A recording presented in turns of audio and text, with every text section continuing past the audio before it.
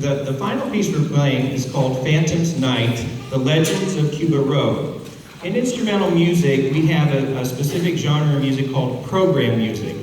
Program music means the composer has a specific story in mind when they write the piece, and the piece kind of goes along with the story. Typically, when that happens, the composer includes what the story is. Well, with a title like The Legends of Cuba Road, you kind of have to think it must be something exciting.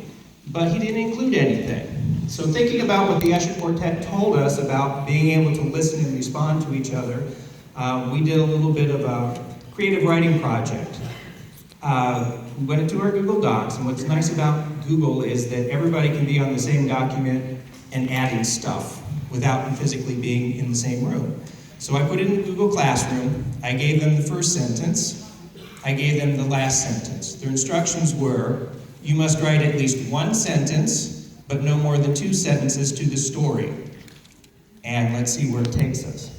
And so that's what they did. And I was actually pleasantly surprised. I did very little editing. We had some verb tense agreement things that needed to be adjusted and things like that. But overall, I was very, very pleased with the story that came out. And they wrote it because they had to react to what else was written. They had to think about somebody else's part and how their part was going to fit in with that. So, they haven't read the whole story yet, so we're going to call to the stage for her theatrical debut with a dramatic recitation of Phantom's Night, The Legends of Cuba Road. Please welcome Mrs. Meeker.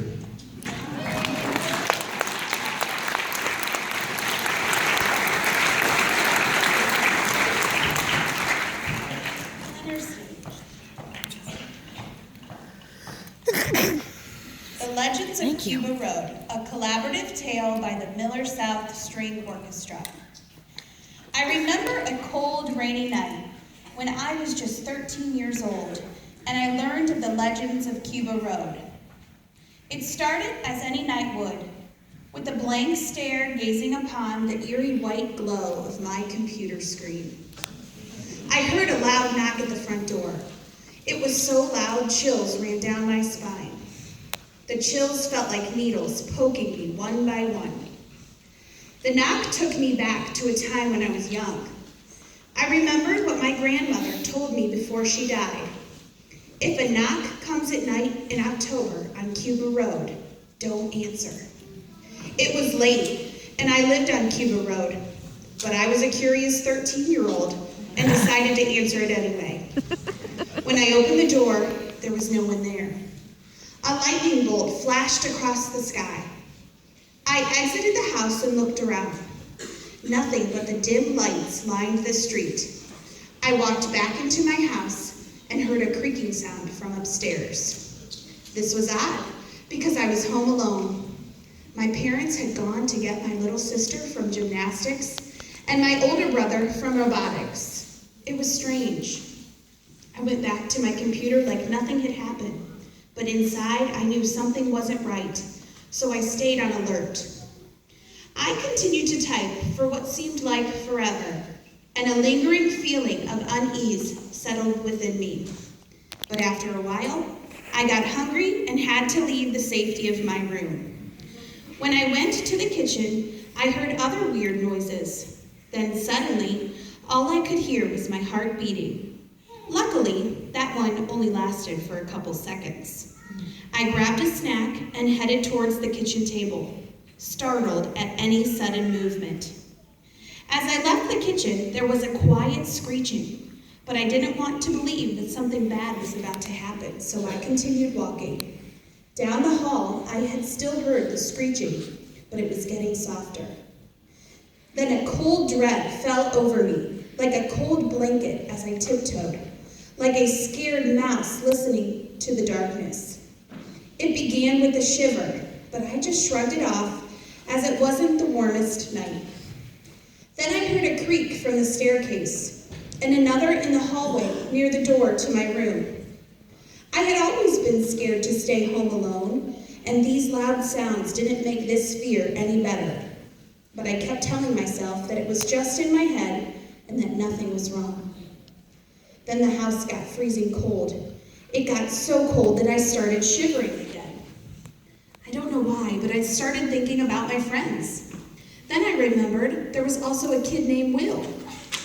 We weren't really friends at all. He was just a very nice kid. Well, very nice until he had gone missing. He had lived on the same street. One day, he had disappeared and was never seen again. Will was gone forever. Or was he? I started to feel weary and slowly faded out from consciousness. Then I had a vision with a cloaked man standing in the corner of the room. I tried talking to him, but he wouldn't speak. The man then took off his cloak, and there stood Will, with a blank look on his face. But he wasn't himself. He seemed as though something was possessing him. Then he charged at me with sharp nails and teeth. I dropped down to my knees and tried to scream, but nothing came out. Then I turned around, and there he was, standing right behind me. I woke up in a cold sweat, shaking like a deer. It was a dream. I was naturally scared from the dream when I awoke, and I noticed immediately that my closet door was cracked open. This was odd to me because I remembered closing it after my shower earlier that day, and I hadn't opened it since. I thought maybe I was still dreaming, so I rubbed my eyes and slowly realized that I wasn't dreaming. The door started slowly opening, and then all at once, something brushed past me, and I felt my hair stand on end.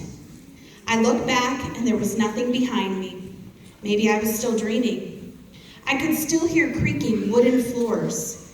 I was shivering from the cold, and I did not know if this would be my last goodbye. Then suddenly, something or someone came up from behind me and shoved me into the closet. Then I heard the front door open. It was my mother and father coming home. I ran to them, crying, shivering, and scared, thanking them for coming home. They told me to go back to sleep, but I screamed, "No!" I then told them what happened, and they didn't believe me. I couldn't believe them. They think I'm crazy. I decided that since my parents were home, I would go to bed. So off to bed I went, not trying to remember what happened that night on Cuba Road. Since that night, anyone I talk to says that Will never even existed, and that I was just making him up for attention. To this day, I don't know if it actually happened or if it was merely a dream. The end.